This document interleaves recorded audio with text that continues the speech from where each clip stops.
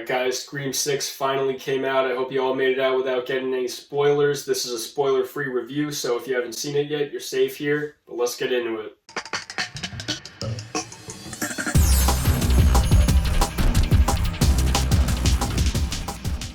So after the events of the last movie, Sam is living in the city, Tara, Chad, and Mindy are going to college. We have a new group, we have new suspects, Kirby's back in the mix. That's pretty much what I'm gonna say without spoiling anything. And man, I'm glad I went into this movie only seeing the teaser trailer. I also think that's probably what helped me avoid any kind of spoilers. Since I didn't know any of the new characters or anything going in, seeing character posters and things like that, I think helped me kind of, potentially avoid spoilers, because there were a few things I think teetered on the edge to tipping me off, but I was able to maintain that experience. There was quite a few good surprises in this movie that I happily avoided. Didn't even watch that second trailer, and I'm glad I didn't. And wow, there's just so much to chew on with this newer movie. I liked the last movie pretty decently. I thought that it was just a great reintroduction to this world and this concept. But, I kind of lie in the camp with a lot of other people who had some issues with it, in that I think it played it too safe. It should have gone for something a little bit more unique or different. But as far as just reestablishing the series, I think it does a good job doing that, getting the job done, getting us invested in these newer characters. And now this is the movie where they could kind of take it on their own, establish themselves as the new main characters, but still, get those connections to the last movie, to the older movies, and just continue things forward. Whereas the last movie was pretty accessible to kind of a general audience. And I think that that's indicative in the fact that the movie was called Scream and not Scream 5. This one is Scream 6. It's got all the references to the first 5 movies.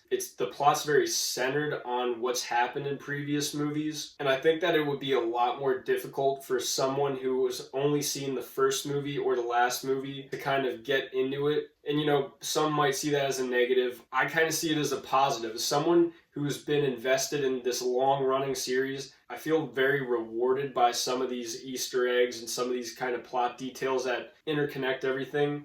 And it doesn't just feel like fan service, it feels like it all actually relates to the plot, everything's relevant to it. So I really appreciated that they just showed an immense amount of love to the people who've been there from the beginning, watching the whole time, and they don't try to cater to a broader audience. And again, it just goes back to that title. The last one was just called Scream. This is Scream 6. Movies nowadays never title past 3 anymore. I don't even know the last time I've seen that, so I love it. There's also a lot of uniqueness to this iteration. Just besides the obvious of the New York setting, they play with the structure quite differently. Even just down to the opening scene, they subvert your expectations in a pretty crucial way. So the movie is experimenting, trying different things. And for the most part, I was there for it. They do kind of take a little bit of the Scream 2 approach to it, but they differentiate themselves quite a bit in a lot of other ways. Especially too, just the city setting is incredible. It's vibrant and a nice change of pace, especially because we've been in Woodsboro the last 2 movies, so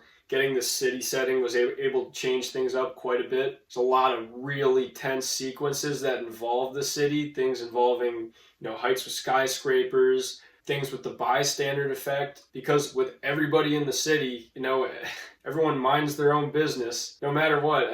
Something happens to you, people more likely will just watch than actually try to help you. So all that stuff really worked for me. All those sequences really worked for me. I enjoyed them quite a bit. The characters also develop quite a bit. I really like this new cast, especially Mindy. I think that she's just the best character. So there's just so much rich dialogue, especially between their dynamic. And the only thing that I would say kind of skewing negative with that is that since they focus so much on the established core 4 characters of Sam, Tara, Chad, Mindy, you kind of lose some of that development of the newer characters. And I think that's a little bit unfortunate that there's some give and take there, because part of what I really like about these movies is when they bring in this new cast of characters, you have to figure out what's going on, who's behind everything. You get invested in these newer characters. I love when you're getting suspicious of them throughout the movie. But since I think the newer characters and just all the characters in general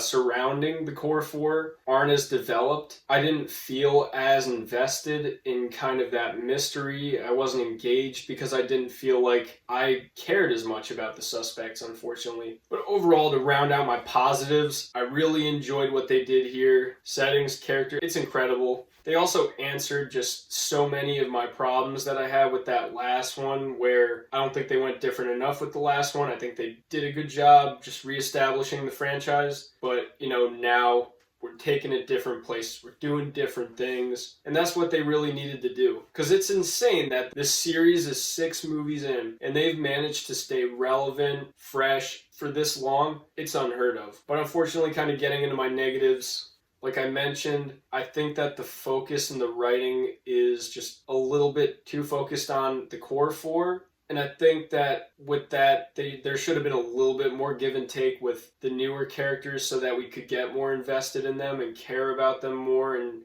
care about whether one of them was the killer or what was going on. Wanting to know is just such an integral part to every single one of these movies that when they don't pull it off fully to my liking, or I just think that it kind of hurts it sometimes. Going along with that, I wasn't a huge fan of the ending. Not getting into any spoilers, but it just felt a little bit weak. The motivations didn't fully work for me. I think that they could have done something a little bit more creative. And unfortunately, it felt like they played it a little safe. Just going along with that playing it safe thing, I think that they overused potential character deaths where you don't exactly know, or there was just an insane injury that should have killed them, but it somehow didn't, and they miraculously survived. It takes me out of the movie a little bit when something like that happens, and there was specifically one case where I just thought it was a little bit egregious. Overall, though, I think any Scream fan will really enjoy this movie. It subverts your expectations in ways that I don't think create disappointment. Because sometimes, when